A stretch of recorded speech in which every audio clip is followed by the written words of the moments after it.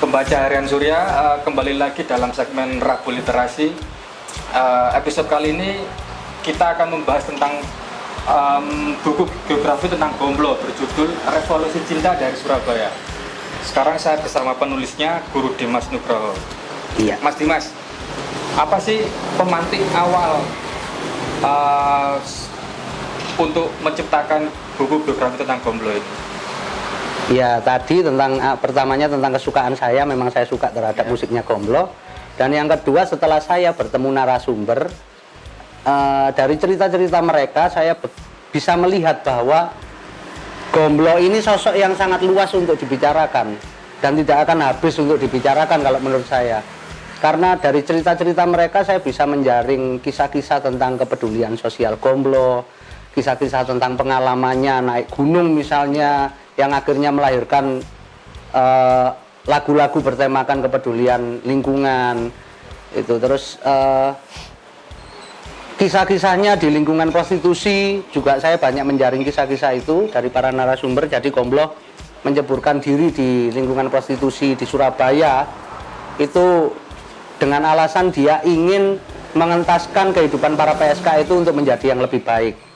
Jadi dia banyak sekali menaruh dananya di sana untuk membayar hutang para PSK itu kepada bosnya dan kemudian dientaskan dari pekerjaannya. Itu banyak sekali yang ditolong Gomblo gitu. Berarti intinya Gomblo bukan sekedar musisi ya, artinya dia dekat dengan kemanusiaan, dengan alam. Kalau boleh saya mencontohkan, ada musisi luar kayak Neil Young, Bob Dylan gitu yang dia bukan sekedar musisi tapi lirik-lirik lagunya itu kental dengan kemanusiaan, membela kaum-kaum bawah gitu. Gomblo juga seperti itu, Mas Dimas? Gomblo juga seperti itu di liriknya dan di kehidupan sehari-harinya.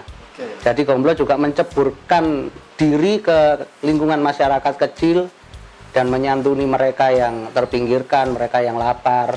Jadi dulu ada cerita waktu Gomblo punya Jeep CJ7 itu, di belakang mobil itu selalu disiapkan rantang-rantang isinya penuh makanan. Jadi dia ketika bawa mobil itu ke Surabaya misalnya atau berkeliling-keliling, kalau dia ketemu sama orang-orang becak, tukang-tukang becak di pinggir jalan atau penjual-penjual lemperan itu atau pengemis, itu pasti dia membelokkan mobilnya, terus dia tanya ke mereka, wis mangan nah, sudah makan gitu. Kalau belum ini di belakang, ayo makan. Jadi orang-orang itu kadang baris di belakang mobilnya itu ambil makanan terus makan bareng Gomblo di situ. Ya, itu salah satunya juga. Juga Gomblo dulu semasa di Balai Pemuda pernah dipanggil Sinterklas. Karena ketika Gomblo selesai konser, itu pasti dia mentraktir kawan-kawannya. Terus pernah juga Gomblo mengumpulkan pengemis dan para tukang becak dan orang-orang terpinggirkan itu dikumpulkan terus dibagi uang satu-satu gini. Hasilnya konser, jadi dia nggak pernah bisa menyimpan uang. Berarti fee dia setelah manggung itu dia kembalikan ke teman-temannya dalam bentuk makanan. Dan itu dia nggak pernah mentraktir ke restoran atau ke tempat-tempat yang mahal, pasti warung-warung gitu. Lalu pedagang kaki lima yang diajak teman-temannya diajak ke situ juga untuk memberi kesejahteraan juga bagi pemilik warung itu gitu. Nah, terkait proses kreatif penulisan biografi ini kan pasti Mas Dimas melakukan riset lapangan atau riset pustaka lah katakan. Iya. Nah, ketika riset lapangan, apakah juga bersinggungan dengan orang-orang yang pernah semasa hidup dengan Gomblo gitu? Apa sih hal menarik yang ditangkap dari orang-orang yang Mas Dimas wawancarai gitu? Hal-hal menarik ya, tentang kayak yang paling menarik tentang sisi kemanusiaan Gomblo itu. Misalnya dari kisahnya almarhum Pak Gatot Yuwono itu pernah cerita tentang Gomblo di lingkungan pekerja di lingkungan rakyat kecil gitu, yang menyantuni rakyat kecil. Terus Bu Sule Lemon Trees itu juga pernah sama Bu Rate, ada dua orang kakak beradik di Lemon Trees, Bu Sule dan Bu Rate itu juga pernah diajak Gomblo ke Doli. Terus di sana mereka ditunjukkan sama Gomblo itu bagaimana sih sebenarnya keadaan lingkungan prostitusi ini. Jadi mereka dua diajak ke sana dan mereka menyaksikan sendiri ironi yang ada di dalam lingkungan prostitusi itu tadi. Jadi para PSK itu kalau siang, kalau lagi sepi misalnya, nggak ada pemasukan, mereka itu cuma makan sama sambal sama nasi garam gitu aja. Nah itu jadi di situ mereka diajarkan gombloh. Ini loh kehidupan sebenarnya dari lingkungan prostitusi. Jadi semua hal yang mungkin dipandang orang buruk, tetapi di dalamnya ada sisi-sisi kemanusiaan yang harus kita yang harus kita punya kepedulian terhadapnya gitu. Ada nggak satu narasumber gitu ketika melakukan riset ini, Mas Dimas merasa dekat dengan gomblo? Oh ternyata orang ini dia ketika hidup dengan gomblo terlibat dialektika yang nggak banyak diketahui orang, dan Mas Dimas memperolehnya dari narasumber itu. Ada nggak? Ada, itu Cak Nanil Yakin almarhum. Dia personilnya pernah hidup, ya? Iya, personilnya Leo Christie sama suami Wan Fals dulu itu. Dulu dia bergabung dengan Lemon Trees pada masa awal-awal berdirinya.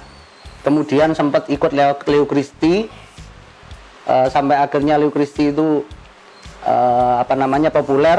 Tapi setelah populer, Nanil kembali ke Surabaya untuk ikut menjadi manajernya Gombloh. Jadi ikut dalam manajemen gitulah, bukan manajemen. Jadi di sana saya banyak menemukan cerita tentang misalnya awal-awal pertengkaran antara Gombloh dan Leo Christie. Itu terus awal-awal perjalanan Lemon Trees ketika mereka tampil di Balai Pemuda mendampingi Bimbo, itu saya paling banyak dapat detailnya di situ. Juga lagu-lagu yang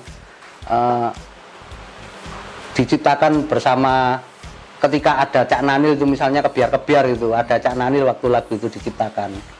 Itu juga ada juga yang namanya Pak Bambang John. Pak Bambang John ini dulu muridnya Leo Christie, belajar gitarnya ke Leo Christie. Jadi dia tahu persis pertengkaran Gombloh dengan Leo Christie itu, yang akhirnya menyebabkan Lemon Trees pertama pecah, buyar, terus akhirnya Gombloh bertahan dengan membawa bendera Lemon Trees itu sendiri. Nah terus ada lagi Pak Bob Jumara. Pak Bob Jumara itu yang paling lama sama Gombloh. Dia itu sound engineer-nya Nirwana. Nah di sana ketika bersama Pak Bob ini, Gombloh banyak menciptakan lagu, dan dari prakarsa Pak Bob Jumara sendiri inilah akhirnya keluarlah lagu Ku Gadekan Cintaku.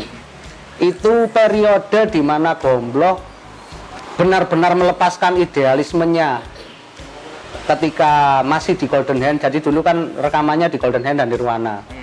Era Golden Hand ini idealismenya Gombloh sangat kuat. Jadi lirik-liriknya sangat susah untuk dipahami, berat lirik-liriknya. Nah ketika di zaman Nirwana ini Gombloh mulai menanggalkan idealismenya dan dia mulai berkompromi terhadap selera pasar. Apalagi dia sudah berkeluarga. Dan lagu Ku Gadekan Cintaku yang di dalam album Semakin Gila yang meraih penjualan awal-awal itu terjual 500.000 keping, itu prakarsanya Pak Bob Jumara itu.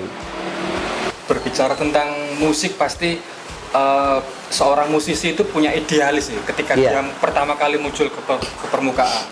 Kemudian belakangan si musisi ini akan mengikuti selera pasar, artinya dia kompromi dengan idealisme itu. Apakah ini terjadi dalam sosok Gombloh?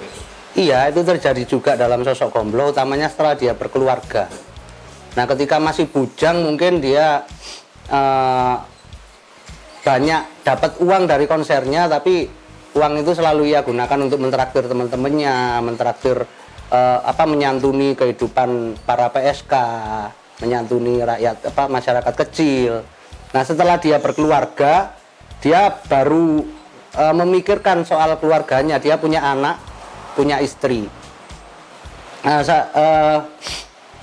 satu cerita di mana Gombloh itu benar-benar berpikir tentang dia harus membanting setir ke arah komersial itu ketika di rumahnya, ketika itu di Rungkut, dia ada janji ada tamu-tamu yang mau datang ke rumahnya. Nah sementara itu Gombloh itu waktu punya rumah di Rungkut itu ngontrak, meja kursi aja nggak punya waktu itu. Jadi dia itu untuk meja itu dia menjajarkan kardus-kardus kosong gitu loh. Kardus kosong dijajarno gitu, dijajarkan dikasih taplak jadi meja kan. Nah, tamu-tamu itu datang, duduk, kemudian salah satunya itu menyandarkan tangannya gini di kardus itu, di meja itu. Jadi dia gini. Tapi kardus itu pesok, jadi tamunya itu jatuh, jatuh. Akhirnya Gomblo minta maaf, waduh ya memang istrinya juga, ya maaf ya saya nggak punya meja gitu. Nah itu dari situ setelah tamu-tamunya pulang itu Gomblo mulai mikir, waduh nek gini terus, kalau aku idealis terus, kapan ini aku bisa menghidupi anak istriku.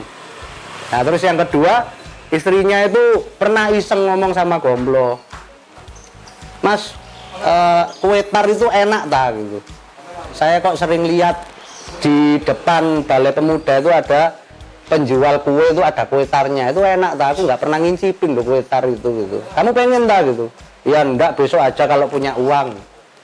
Nah dari situ Gomblo mulai berpikir, wah ini kalau aku bertahan dengan lirik-lirik yang berat, ini aku nggak akan bisa menghidupi anak istriku. Walaupun Gomblo pada era idealismenya itu tetap memasukkan 1 atau 2 lagu yang komersil, tetapi itu hanya sekitar 10%, 20%, yang lainnya lirik-lirik berat. Nah akhirnya setelah masuk Nirwana di era Golden Hand itu, ketika dia berdiskusi dengan Pak Bob Jumara, Gomblo akhirnya memutuskan untuk mengubah haluan musiknya itu menjadi lebih komersial, menjadi lebih easy listening. Nah akhirnya lahirlah di situ lagu-lagu yang full tentang easy listening gitu, yang mudah didengarkan dan liriknya nggak begitu berat, dan itu akhirnya berhasil mengangkat nama Gomblo malahan. Lagu Ku Gadekan Cintaku sampai apel itu. Nah itu Gomblo berada di puncak popularitas ketika album itu. Kalau sebelumnya berat memang lirik-liriknya, tapi tetap nggak meninggalkan idealismenya 100%, karena Gomblo, cara bertuturnya Gomblo di lagu yang katanya komersil ini masih tetap menggunakan cara Gomblo yang unik. Ya seperti itu tadi, misalnya Monas pun kudaki, ku dapat dan ku masuki, terus ku ikat cinta di atas roket dan aku pun lengket. Itu kan lirik-lirik cinta yang nggak biasa. Dan itu dia ketika ditanya wartawan, dia cuma bilang, saya tuh ingin merevolusi lagu-lagu melankolik, lagu-lagu melankolia yang ada di Indonesia. Jadi tidak sebatas lirik-lirik yang penuh puja-pujian terhadap pasangan, tetapi saya mengungkapkan dengan cara sendiri yang sederhana, yang bisa dipahami dan berbeda dengan yang lain gitu. Artinya gini, kompromi atau si musisi ini meninggalkan idealismenya itu malah memberikan keuntungan bagi si musisi itu. Iya. Artinya dia mencakup pasar yang sangat luas gitu. Iya, mencakup. Akhirnya ya itu populernya Gomblo ya dari album itu. Puncak popularitasnya yang dulu-dulu pernah populer waktu Kebiar-Kebiar itu, Kebiar-Kebiar jadi soundtrack lagu Putri Giok waktu tahun 80-an itu. Dan puncaknya, laris-larisnya dia di tahun 86 itu. Oke, judul buku ini kan Revolusi Cinta dari Surabaya. Apa sih kelekatan Gomblo dengan Surabaya kok sampai Mas Dimas ini berani memasukkan unsur lokalitas dalam biografi Gomblo ini? Iya, Surabaya, Gomblo begitu cinta dengan Surabaya karena Gomblo memang dibesarkan di Surabaya. Dia mengalami berproses kreatif, menangkap segala kejadian yang dimasukkan dalam lagu-lagunya itu semuanya dari kota Surabaya. Nah, makanya itu dia begitu cinta dengan Surabaya karena kawan-kawannya juga ada di sini, proses kreatifnya di sini, pengalamannya diajarin di sini, dan kemudian di setiap konsernya dimanapun itu dia pasti meneriakkan selamat malam Surabaya. Entah itu di Jakarta, di Medan, di Jogja, pasti selamat malam Surabaya pembukanya. Entah itu di mana aja itu udah selamat malam Surabaya. Jadi artinya gini ya, Surabaya ini sudah melekat dalam proses kreativitas Gomblo gitu. Iya, betul. Ada nggak Mas, misalkan kayak kalau saya memberi contoh band-band luar negeri itu kayak misalkan The Beatles, dia membawa lokalitas nama tempat gitu, misalkan Penny Lane. Apakah dalam lirik-lirik Gomblo ini ada dia menyebutkan suatu tempat di Surabaya, terus bisa apa ya, ketika didengarkan di zaman sekarang itu bisa menimbulkan memori si pendengarnya gitu? Kalau nggak secara eksplisit ya, atau dia mengatakan nama kota di dalam lagunya, tapi tempat-tempat yang ada di dalam lagu Gomblo itu seluruhnya di Surabaya. Seperti misalnya tempat-tempat prostitusi itu seluruhnya terjadi di Surabaya. Selamat Pagi Kotaku itu juga lagu yang terciptanya di Surabaya, di Balai Pemuda situ, tentang realitas yang ada di sekitar Balai Pemuda sebenarnya. Selamat Pagi Kotaku itu. Kalau secara eksplisit menyebutkan nama tempat seperti Jakarta, Surabaya atau daerah Blauran, tidak ada Gomblo. Cuma dari lagu-lagunya itu setting tempatnya semuanya dari Surabaya. Begitu. Artinya gini ya, meskipun Gomblo tidak menjabarkan secara apa ya, secara kasat mata bahwa iya, dia menyebutkan lokasi, tapi pendengarnya pasti bisa menerka, oh ini yang diceritakan tentang Surabaya gitu. Iya. Apalagi tentang lagu-lagunya tentang prostitusi itu banyak sekali, dan rata-rata nama-nama wanita judulnya, nama-nama orang. Seperti apa namanya?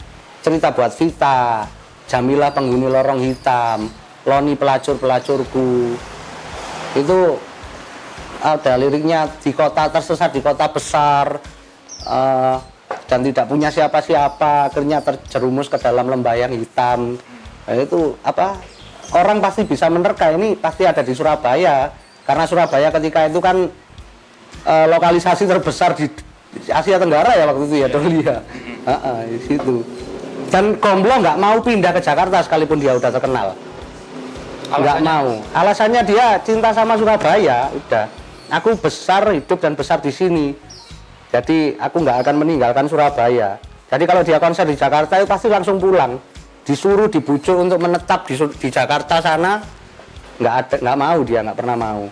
Rekaman pun perusahaan rekaman memilih mayor label yang ada di Surabaya, Nirwana sama Golden Hand dulu itu. Bicara tentang biografi musisi itu kan, bagi saya seorang pembaca itu, saya selalu menemukan hal-hal yang unik gitu terkait dengan si musisi itu yang sebelumnya tidak saya ketahui. Konteksnya Mas Dimas ketika menulis biografi ini, ada nggak part-part yang menurut Mas Dimas itu sangat apa ya, membuat sisi kagum makin besar terhadap Gomblo gitu? Tentang peristiwa atau tingkah laku si musisi ini? Iya, ada sih. Dari lingkungan prostitusi, kisah-kisah dari lingkungan prostitusi itu banyak sekali kisah-kisah yang lucu, kegiatan sosial yang dibungkus dengan nyeleneh sama Gomblo itu. Jadi nggak biasa, seperti misalnya menyantuni biasa gini, itu enggak. Kan banyak orang dengar cerita tentang Gomblo pernah membagi-bagikan BH ke lingkungan prostitusi Doli itu. Jadi waktu Gomblo habis konser, dia nggak ngundang wartawan, nggak ngundang apa, tiba-tiba dia pergi kulaan pakaian dalam itu 3 karung. Nah, 3 karung habis gitu mobilnya itu dibawa ke mobilnya, diparkir dekat Doli gitu, terus dia nyewa becak. Jadi 3 karung itu ditempatkan di becak semua, kemudian Gomblo itu berdiri di atas becak bawa toa itu loh. Yeah. Nah, kemudian masuk ke Doli, itu dia bilang, "Woi Mbak Yu metu, Mbak Yu, aku nggawa pakaian dalam gitu, gawe sampean kabeh." Akhirnya keluar semua itu para PSK, dirubung Gomblo itu. Nah ini dikasih satu-satu, yang belakang nggak kebagian ya tinggal tanyai Gomblo, "Woi ukuranmu piro?" Misalnya segini, dicarikan, dilemparkan gini.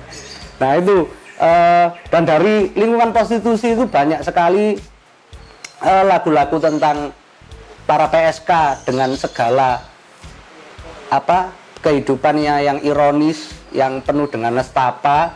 Dan dari lagu-lagu Gomblo itu bisa diketahui bahwa para PSK ini tidak ada yang rela untuk terjun ke kehidupannya sebagai wanita malam. rata-rata di antara mereka terjebak karena hutang, terjebak karena ditipu orang, dan akhirnya mereka dengan terpaksa menjadi pekerja malam. Nah itu satu. Yang kedua, dari ceritanya Pak Bob Jumara itu Studio Nirwana itu pernah dipenuhi sama PSK. Itu lokasinya masih ada sekarang? Sekarang pindah di Pucang. Dulu lokasinya di Siola itu loh, Siola Museum Surabaya sekarang, di deretan situ dulu. Jadi tiba-tiba pada suatu siang itu Gomblo sama rombongan itu datang dari arah Blauran ke Studio Nirwana. Itu PSK itu dinaikkan becak semua. Nah itu Gomblo di depan sendiri naik sepeda trail. Itu akhirnya sampai di Studio Nirwana. Di sana sudah disiapkan Gomblo pedagang-pedagang nasi goreng, pedagang makanan. Nah itu akhirnya mereka makan semuanya di Studio Nirwana itu. Jadi acara memang untuk rakyat kecil katanya.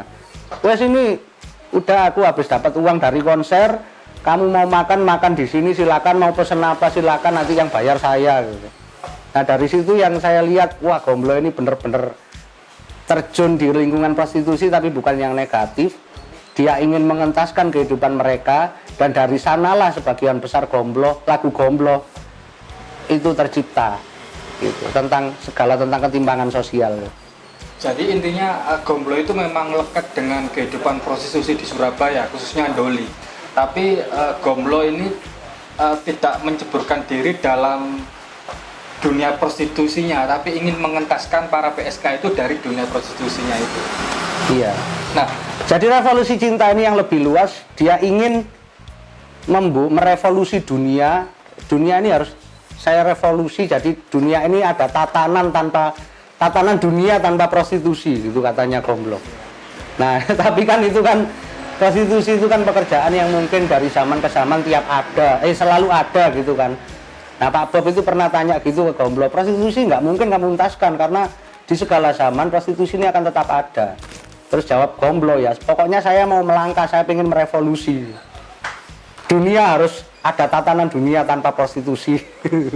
Jadi revolusi cinta itu banyak sekali yang ingin direvolusi Gomblo, termasuk lagu-lagu melankolis yang ingin direvolusi.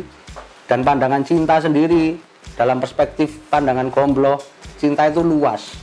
Cinta terhadap bangsa, terhadap lingkungan, terhadap keluarga, terhadap masyarakat kecil, terhadap mereka yang terpinggirkan, terhadap para PSK, dan banyak lagi begitu. Nah, Mas Dimas, ini buku biografi ini diterbitkan oleh siapa? Terus bagi pembaca yang ingin mendapatkannya, caranya gimana? Buku ini diterbitkan oleh Erlangga University Press. Erlangga University Press itu di kampus C Universitas Erlangga di Mulyorejo. Bisa datang ke sana langsung untuk membeli ke toko buku AUP di kampus C. Bisa juga ke toko-toko buku di Surabaya. Boleh disebutkan kan? Boleh, nggak apa-apa. Togamas atau Uranus ini juga ada. Terus di e-commerce kayak Shopee, Bukalapak, Tokopedia itu juga bisa didapatkan. Tinggal search saja Gomblo Revolusi Cinta dari Surabaya, ada. Begitu. Apa sih yang menarik dari buku ini? Katakanlah pembaca yang intens suka dengan dunia musik, alasannya apa harus membaca buku ini? Ya, dari buku ini mungkin kita bisa tahu perjalanan seorang Gomblo, misalnya dari idealis ke komersial.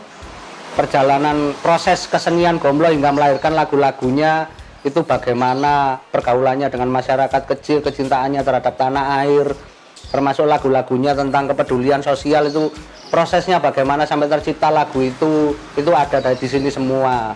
Seperti berita cuaca itu yang Gomblo lihat TV, ada bulldozer di TV itu yang menggunduli hutan di Kalimantan, terus TV itu katanya dilempar sama sepatunya. Terus ada juga tentang proses itu apa judulnya itu ya, doa anak seorang pencuri. Itu lagu itu tercipta ketika Gomblo melihat TV, di dalam TV itu ada Kusni Kasdut yang mau dihukum mati.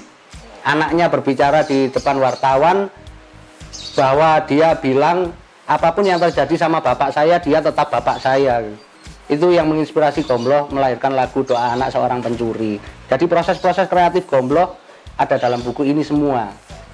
Iya, dan luas lah membahas Gombloh itu. Mungkin nggak cukup satu buku ini. Sangat luas. Untuk proses menulisnya ini berapa lama ya? Dari riset sampai akhirnya menuliskannya itu berapa lama? Risetnya itu mulai 2011, awalnya iseng sebenarnya. Hanya karena saya punya band yang membawakan lagu-lagu Gombloh, otomatis saya untuk mendalami karakter Gombloh ini seperti apa, saya harus menemukan narasumber, dan itu saya banyak ketemu. Setiap kesaksian saya tulis, saya masukkan blog waktu itu.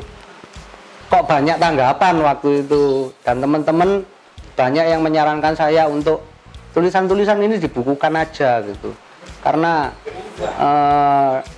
pendokumentasian Gombloh dalam buku itu masih sangat terbatas, belum banyak orang yang menuliskan tentang Gombloh. Dan akhirnya dari situ, dari disemangati sama teman-teman juga, akhirnya terciptalah buku ini, tulisan-tulisan yang saya kumpulkan dari tahun 2011 begitu. Oke, Mas Dimas, terakhir gini, Mas Dimas sebagai seorang penulis gitu, tentunya di era yang serba digital ini semua informasi tersedia di internet, di Google, di YouTube dan platform lainnya gitu. Menurut Mas Dimas, peran buku di era sekarang ini kayak apa sih? Apakah akan ditinggal oleh masyarakat atau masyarakat tetap menjadikan buku sebagai pusat informasi gitu? Ya, apapun itu yang ada di era teknologi, di YouTube, Facebook, yang kita dimanjakan oleh visual, citraan visual dan sebagainya, itu tidak akan bisa menggantikan sebuah karya tulis, sebuah buku. Karena dalam buku sendiri banyak sekali kita mungkin bisa membaca kisah-kisah yang itu tidak punya kemungkinan, beberapa sebagian besar, banyak bahkan itu tidak punya kemungkinan untuk divisualkan. Itu banyak, seperti misalnya sastra ini dan sebagainya. Dan apapun itu buku, kalau menurut saya tidak akan tergantikan, karena apa, dalamnya memang banyak hal lah yang tidak bisa diungkapkan secara visual. Kalau Pramudia bilang kan, menulislah supaya kamu tidak hilang dari peradaban dan sejarah. Nah, seperti itu peran penulis, peran buku, dan akan abadi sih kalau menurut saya buku ini. Artinya buku masih menjadi sumber utama untuk mencari informasi gitu ya? Iya, sumber utama masih sumber utama lah. Oke, terima kasih pembaca Harian Surya. Kita akan ketemu di episode selanjutnya dengan narasumber lain. Terima kasih. Selamat malam Surabaya.